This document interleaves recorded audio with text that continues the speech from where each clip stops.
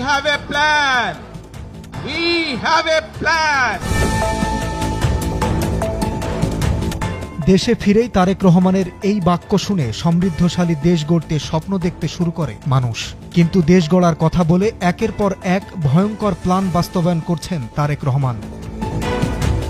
I have a প্ল্যানের অংশ হিসাবে গণমাধ্যম দখলের খেলায় মেতেছে বিএনপি। সম্প্রতি তারেক রহমানের নির্দেশে দখল হয়েছে সময় টেলিভিশন।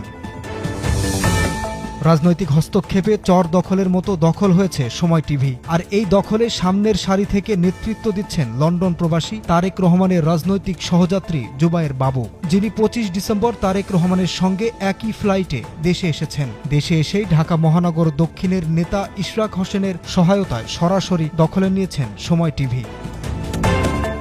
তারেক রহমানের নাম ব্যবহার করে জুবায়ের বাবু বসেছেন সময় টিভির সিইও পদে। বিএনপির ভাইস চেয়ারম্যান বরকত উল্লাহ বুলুর ছেলে ওমর শরীফ সানিয়াকে বানানো হয়েছে সময় টিভির উপদেষ্টা। এছাড়া বার্তা বিভাগের নিয়ন্ত্রণ নিতে বিএনপির অ্যাক্টিভিস্ট সাংবাদিক মুস্তফা খন্দকারকে বানানো হয়েছে হেড অব নিউজ। এই মুস্তফা খন্দকারের নামে ঢাকা বিশ্ববিদ্যালয়ের শিক্ষক শেহরিন আমিন মোনামিকে কটূক্তির দায়ে মামলা রয়েছে। এছাড়াও সময় টেলিভিশনের হেড অব ডিজিটাল পদে বসানো হয়েছে বিএনপির মিডিয়া সেলের ক্যামেরাম্যান সাদাত আলী সাদাফকে। এছাড়াও টেলিভিশনটির গুরুত্বপূর্ণ আরও বড় বড় পদে আরও বেশ কয়েকজন বিএনপি নেতা ও সাংবাদিক বসানোর প্রক্রিয়া সম্পন্ন হয়েছে। এক কথায় পুরো সময় টিভিতে চর দখলের মতো চলছে চেয়ার দখলের প্রতিযোগিতা। বিএনপি সময় টিভির নিয়ন্ত্রণ নিয়েই আওয়ামী লীগ পুনর্বাসনের কাজ শুরু করেছে। সময় টিভির সাবেক এমডি আহমেদ জুবায়ের, যিনি সাবেক আইনমন্ত্রী অ্যাডভোকেট কামরুল ইসলামের ভাগিনা। ৫ আগস্টের আগে আহমেদ জুবায়ের স্বৈরাচার শেখ হাসিনার সমস্ত এজেন্ডা বাস্তবায়ন করেছে।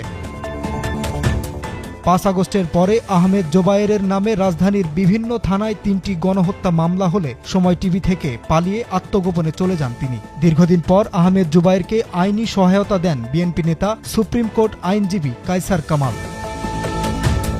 কায়সার কামালদের সহযোগিতায় আবারও আহমেদ জোবায়ের সময় টিভিতে ফিরে আসে। মোটা টাকার বিনিময়ে বিএনপির নেতারা আহমেদ জোবায়েরকে সময় টিভিতে পুনর্বাসন করে। আহমেদ জোবায়ের এখন সময় টিভির স্বঘোষিত এমডি।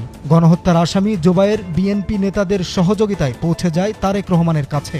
১০ জানুয়ারি সাংবাদিকদের সঙ্গে তারেক রহমানের মতবিনিময় অনুষ্ঠানে সময় টিভি দখল করা বিএনপি নেতারা আহমেদ জোবায়েরকে তারেক রহমানের সঙ্গে বৈঠক করার ব্যবস্থা করে দেয়। সেই ভিডিও সামাজিক যোগাযোগ মাধ্যমে ব্যাপক সমালোচনার ঝড় তুলেছে। হাসিনা আমলে আহমেদ জোবায়েরের সকল অপকর্মের সাক্ষী খান মোহাম্মদ রুমেল। রুমেল তখন সময় টিভির চিফ রিপোর্টার। রুমেল মূলত সিআরআই এর বেতনভুক্ত কর্মী, কিন্তু সে অফিস